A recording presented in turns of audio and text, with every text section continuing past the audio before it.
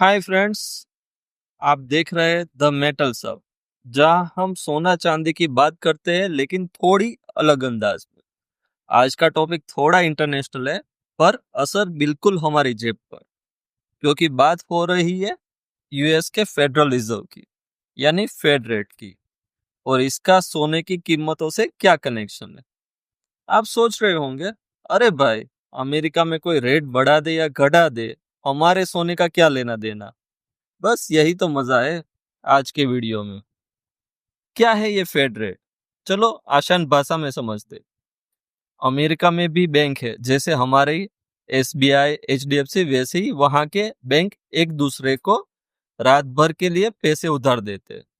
उस पैसे पर जो ब्याज लगता है उसको बोलते हैं फेड फंड रेट। और अब ये रेट तय करता है उनका सेंट्रल बैंक, फेडरल रिजर्व, जिसे आप समझो हमारा आरबीआई। जब वो रेट घटाता है या बढ़ाता है तो पूरी दुनिया के मार्केट हिल जाते हैं, क्योंकि डॉलर दुनिया की मम्मी करेंसी है। मम्मी हिली तो बाकी सब तो कांपेंगे ही ना। सो अभी क्या हुआ? सो ताजा अपडेट में दे देता हूँ। 29 अक्टूबर को फेड की मीटिंग हुई और वहां उन्होंने ब्याज दर में 0.25% की कटौती कर दी।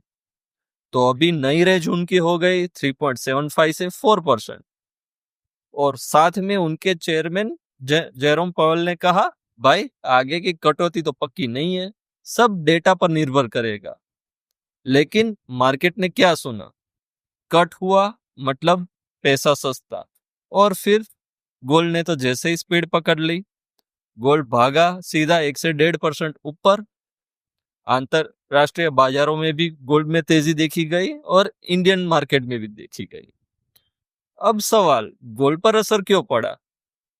देखिए, इसे ऐसे समझते, जब ब्याज दर घटती है तो बैंक में पैसे रखने या बॉन्ड खरीदने का फायदा कम हो जाता है। तो लोग सोचते हैं, भाई ब्याज से कुछ खास मिलने वाला है नहीं, तो क्या करे? अभी बॉन्ड या उसके जैसी सेफ हेवन तो गोल्ड ही है, क्योंकि इक्विटी में तो रिस्क ज्यादा है। तो सोचते हैं, चलो थोड़ा गोल्ड ही खरीद लेते हैं। और यही गोल्ड की डिमांड पूरी बढ़ा देता है और इससे गोल्ड का प्राइस ऊपर जाने लगता है। दूसरा और एक रीजन है कि जब फेड रेट कट होता है तो डॉलर भी उनका कमजोर होता है। तो जो नॉन गोल्ड करेंसी वाले हैं, उनके लिए तो सस्ता हो गया। तो जैसे चीन, टर्की, भारत जैसे देश सोचते हैं, चलो भाई अच्छा मौका है, करेंसी थोड़ा सा बेटर हुआ है तो चलो थोड़ा खरीद लेते हैं, क्योंकि उनके डोमेस्टिक मार्केट में तो गोल्ड थोड़ा सस्ता हो जाता है। हाँ, दूसरी जगह हुआ पर अपने यहाँ पे हुआ नहीं, क्योंकि यूएसडी आईएनआर में इतना मूवमेंट आया नहीं। पर उसका आगे देखते हैं हम। तो सिंपल फॉर्मूला याद रखो, जैसे फेड रेट कट होता है डॉलर कमजोर होता है और लोग गोल्ड के पीछे भागते, तो गोल्ड की प्राइस ऊपर जाती है। और फेड रेट अगर ऊपर गया तो इसका उल्टा होता है। अभी इसका भारत पर क्या असर पड़ा? अभी लोग पूछते हैं कि मैं तो इंडिया में रहता हूं, भारत में रहता हूं, मुझे क्या लेना देना फेड रेट से? पर नहीं, लेना देना तो है, क्योंकि अगर इंटरनेशनल मार्केट में गोल्ड में जो भी प्राइस मूव हुआ वो इंडिया मार्केट तो सीधा कॉपी कैट ही करता है। ऊपर में वहां पे प्राइस बढ़ा, यहाँ पे भी बढ़ता है, वहां पे घटा तो यहाँ पे भी घटता है।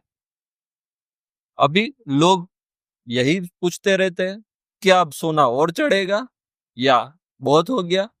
क्योंकि इंडियन मार्केट में तो 1,32,000 तक सोना जाके आया, अभी थोड़ा सा नीचे आ गया है, तो क्या ये और वापस करेक्ट होगा या फिर वो वापस भागेगा?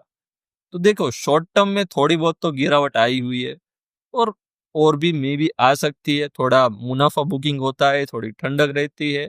पर लॉन्ग टर्म गोल्ड के ऊपर जाने की स्टोरी तो अभी भी चालू है। क्यों?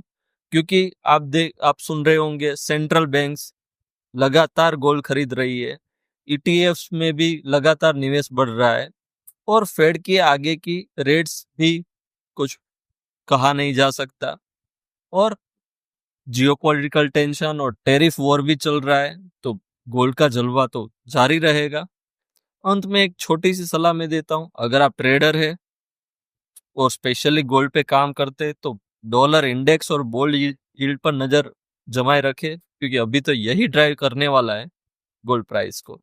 तो दोस्तों ये था पूरा कनेक्शन फेड रेट और गोल्ड प्राइस का।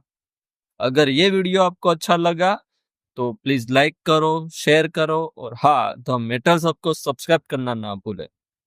अगले वीडियो में मैं बात करूंगा, एक तो सेंट्रल बैंक क्यों गोल्ड खरीद रहा है, प्लस इंडियन मार्केट में क्यों इतनी हिलचाल है। तो देखते रहिए द मेटल्स हब। और हाँ, मेरे YouTube शॉर्ट्स भी आप खास देखें, जिसमें मैं डेली प्राइस अपडेट भेजता हूँ, गोल्ड की market, domestic market price update.